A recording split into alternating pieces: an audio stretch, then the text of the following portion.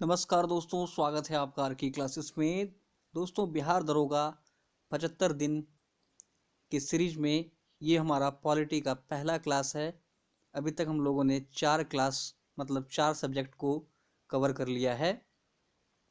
अभी एक स्टैटिक्स में और एक साइंस में क्लास आना बाकी है, टॉपिक आना बाकी है। 75 दिन इसी तरह से चलता रहेगा और इस 75 दिन में जितना भी सब्जेक्ट है उसको 2 से 3 बार रिवाइज करेंगे। इसके अलावा 15 से 20 हज़ार क्वेश्चन का प्रैक्टिस भी करेंगे। साथ ही ये जो नोट है आपका वो लूसेंट, घटना चक्र, क्राउन, सार संग्रह सभी को मिला करके तैयार किया गया है। ठीक है, प्रत्येक दिन 6 क्लास, एक महीने के अंदर में हो जाएगा 180 टॉपिक। तो समझ रहे हैं कि हम लोग कहाँ तक जाने वाले हैं। ज़रूरत है तो केवल आपके सहयोग की, धुआं धुआं कर देंगे। हर एक चीज ठोर पर होना चाहिए। ऑप्शन बिना जाने सीधा क्वेश्चन उठाए, आंसर उठाए। जैसे बच्चा लोग कैसे 3 क्लास 4 का क्लास का बच्चा लोग क्वेश्चन बोलते हैं, रटा हुआ रहता है, तो उसी प्रकार से रट जाना है। जहाँ समझने वाला टॉपिक होगा वहाँ समझेंगे भी। इसके अलावा बिहार दरोगा के हिसाब से तैयारी करेंगे, पूरा डीप में भी नहीं जाना है ना कि 5000 पेज का नोट्स बना लिए हैं, उसके बाद जो है समझ में नहीं आ रहा है तो लास्ट में ऑब्जेक्टिव पढ़ने लगे। अभी जो पढ़ेंगे उसी को रिवाइज मारते जाएंगे, कुछ नया चीज मिला वहां पर ऐड कर लेंगे तुरंत। दोस्तों, आप नए हैं तो उस चैनल को सब्सक्राइब कर लें, वीडियो को लाइक करें और जितना ज़्यादा शेयर कर सकते हैं आपका शेयर रहेगा तो लगातार जो है ये सीरीज जो है चलता रहेगा। तो चलिए शुरू करते हैं। तो साथियों, अपना टॉपिक है संवैधानिक विकास। ठीक है, इससे एक आध प्रश्न कभी कभी निकल जाता है, तो छोड़ना तो है ही नहीं कुछ भी, है ना। तो पहले पढ़ेंगे रेगुलेटिंग एक्ट 1773। ठीक है, रेगुलेटिंग एक्ट 1773। तो देखिए, रेगुलेटिंग एक्ट 1773 के तहत जो है पहली बार केंद्रीय प्रशासन की नींव रखी गई और कंपनी के राजनीतिक एवं प्रशासनिक कार्य को मान्यता मिला। अब देखिए, आपसे सवाल पूछ ले कि किस अधिनियम के तहत कंपनी के राजनीतिक एवं प्रशासनिक कार्य को मान्यता दी गई। 4 ठो एक्ट दे दिया रहेगा, तो हमें ध्यान रखना है 1773। ठीक है, इसी एक्ट के तहत बंगाल का जो गवर्नर था उसको गवर्नर जनरल ऑफ बंगाल कर दिया गया। ठीक है, बंगाल का गवर्नर क्या किया, गवर्नर जनरल ऑफ बंगाल। और इस प्रकार वारेन हेस्टिंग्स जो है पहला गवर्नर जनरल बना। ठीक है, अब मोस्ट इंपॉर्टेंट बात, 1774 में कलकत्ता में उच्चतम न्यायालय का गठन किया गया। ये क्वेश्चन कई दफा आपसे पूछा गया एग्जाम में कि कलकत्ता में उच्चतम न्यायालय का गठन कब किया गया, 1774 में। तो रेगुलेटिंग एक्ट से यही 4 इंपॉर्टेंट बात बनता है। ठीक है, बाकी ज़्यादा भीतर नहीं जाना है। क्या क्या एक बार देख लीजिए कि कंपनी का राजनीतिक और प्रशासनिक काम को मान्यता दे दिया गया कि ठीक है, जो कर रहा है ठीक है। बंगाल का governor governor general of Bengal कर दिया। और इस प्रकार जो है वारेन हेस्टिंग्स पहला गवर्नर बना। ये सवाल भी बहुत बार पूछा गया है। और सबसे ज़्यादा इंपॉर्टेंट ये है कि कलकत्ता में 1774 में उच्चतम न्यायालय की स्थापना की गई। अगला देख लीजिए, 1784 भी आया था, उसे पिट्स इंडिया एक्ट बोला जाता है, इसकी कमी को दूर करने के लिए। तो जो इंपॉर्टेंट है उसी पर ज़्यादा फोकस कर रहे हैं। नेक्स्ट है चार्टर एक्ट 1813। ठीक है, चार्टर एक्ट 1813 के तहत चीन के साथ चाय के एकाधिकार को छोड़कर कंपनी के सभी एकाधिकार को जो है ये छीन लिया गया। केवल रहने दिया कि चीन के साथ चाय बेचो, चीन चाय याद रखिएगा, उसको छोड़ दिया, बाकी सब एकाधिकार छीन लिया। तो खैर ये आपसे नहीं पूछेगा, उसके अगला जो ये लाइन है ये जरूर पूछेगा कि किस अधिनियम के तहत, किस एक्ट के तहत ईसाई मिशनरियों को भारत आने की अनुमति मिली। ये इंपॉर्टेंट है, तो ध्यान रखना है। चार्टर एक्ट 1813 के तहत जो है दोस्तों ईसाई मिशनरी को भारत आने की अनुमति मिली। ठीक है, नेक्स्ट जो अपना चार्टर एक्ट है ये है 1833 का चार्टर एक्ट। इसमें देखिए क्या किया, तो कंपनी के एकाधिकार को, व्यापारिक एकाधिकार को पूर्णतः समाप्त कर दिया गया, पूरी तरीके से। ठीक है।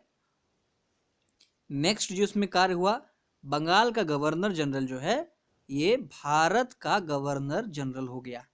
1773 का जब एक्ट पढ़े थे तो उसमें हम लोगों ने क्या देखा था कि कंपनी का गवर्नर जनरल ये हो गया था बंगाल का गवर्नर जनरल। लेकिन 1833 में क्या किया, बंगाल का गवर्नर जनरल जो है अब पूरे भारत का गवर्नर जनरल कर दिया गया। और इस प्रकार जो पहला था वो आप जरूर कमेंट करके बताएं कि पहला भारत का गवर्नर जनरल कौन बना। फिर देखिए इसमें जो है ये इंपॉर्टेंट है, 1834 ईस्वी में लॉर्ड मैकाले की अध्यक्षता में इंपॉर्टेंट, बहुत इंपॉर्टेंट प्रथम विधि आयोग का गठन किया गया। याद रखिएगा, सवाल पूछता है कि प्रथम विधि आयोग का गठन कब किया गया, तो 1834 में। या पूछ ले किसकी अध्यक्षता में प्रथम विधि आयोग का गठन किया गया, लॉर्ड मैकाले की अध्यक्षता में, ध्यान रखना है। नेक्स्ट देखिए 1843 1843 में दास प्रथा को समाप्त कर दिया गया। ये क्वेश्चन पूछा गया एग्जाम में, इसलिए यहाँ पे लिख दिए हैं। क्या आप बता सकते हैं कि दास प्रथा किस गवर्नर जनरल के काल में समाप्त किया गया था? अगर आपको पता है तो जरूर एक बार कमेंट कर दीजिए। ठीक है, नहीं भी पता है तो आप गूगल करके जरूर कमेंट करें, क्योंकि अगर आप गूगल करके कमेंट करेंगे तो कभी नहीं भूलेंगे। चलिए देखिए अगला जो एक्ट है ये है 1853 का चार्टर एक्ट। इसमें क्या किया, तो 1853 में क्या करने लगा कि प्रतियोगी परीक्षा के आधार पर पद भरने की व्यवस्था की गई। इंपॉर्टेंट, कई दफा एग्जाम में पूछा गया है, किस अधिनियम के तहत प्रतियोगी परीक्षा के आधार पर पद भरने की व्यवस्था की गई, 1853, याद रखिएगा। ठीक है, इस तरह से आप याद रखिए कि जब 1853, जब आप 53 वर्ष के हुए तब आपको जो है एग्जाम देना पड़ा और फिर आपको पद मिला, ऐसे कुछ भी बना के आप याद कर लीजिए। नेक्स्ट देखिए, इसके लिए 1854 में मैकाले समिति का गठन किया गया था। ठीक है, मैकाले समिति का गठन कब हुआ, 1854 में। ठीक है, नेक्स्ट देखिए इसमें क्या किया, तो गवर्नर जनरल की विधायी एवं प्रशासनिक कार्य को अलग कर दिया गया।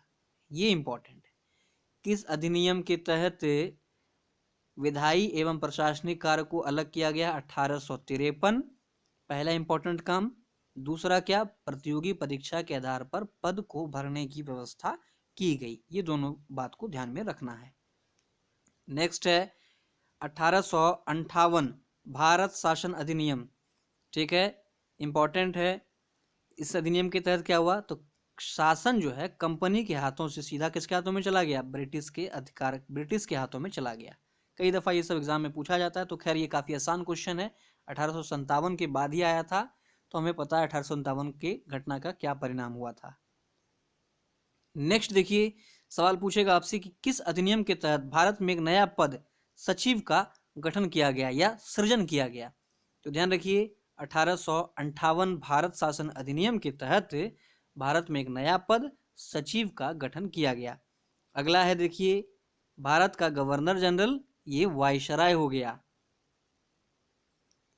73 में क्या था, कंपनी का governor, governor general of Bengal. 33 में क्या हुआ, गवर्नर जनरल ऑफ बंगाल को भारत का गवर्नर जनरल कर दिया गया।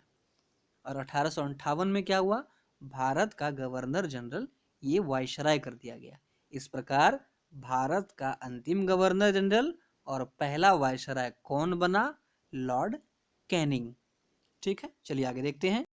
अगला जो अपना अधिनियम है ये है 1861 भारत परिषद अधिनियम। इसके तहत देखिए क्या हुआ, तो गवर्नर को अध्यादेश जारी करने की शक्ति मिली।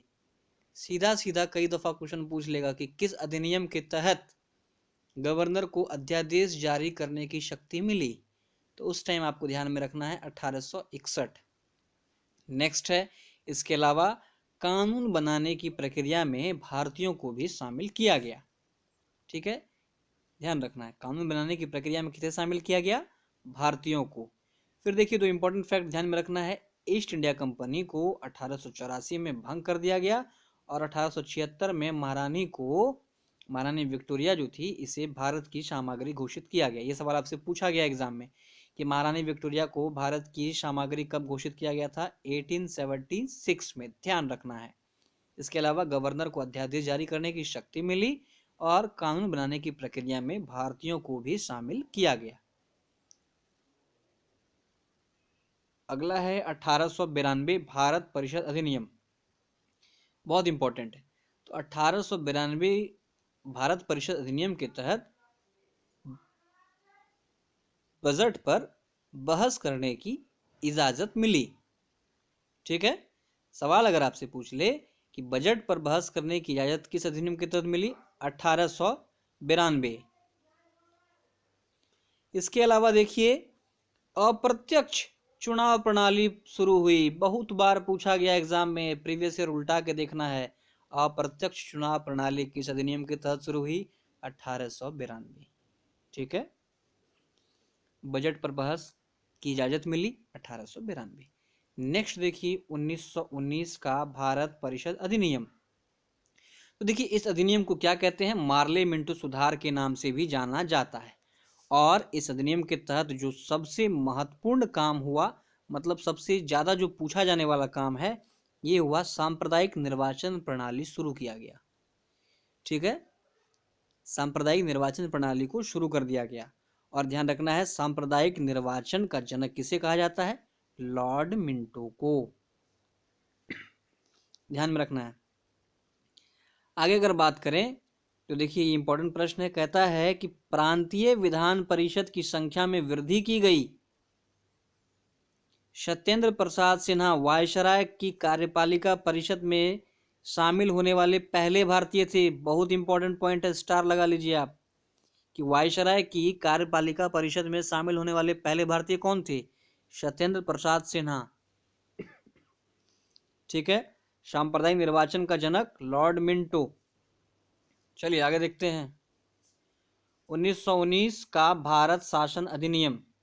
1919 भारत शासन अधिनियम क्या कहता है, तो इसे मॉन्टेग्यू चेम्सफोर्ड सुधार भी कहते हैं।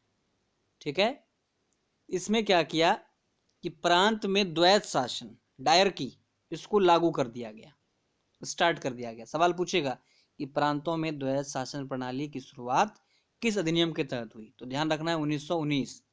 ठीक है, अगर ये पूछ ले कि द्वैत शासन प्रणाली का जनक किसे कहा जाता है, तो ये बहुत ही पूछा जाता है, लियोनस कार्टियस। ये जो लियोनस कार्टियस है, दो बार यस यस लगता है ना, लास्ट में फील आ रहा है, तो ये ही द्वैत शासन प्रणाली शुरू किया था, लियोनस कार्टियस।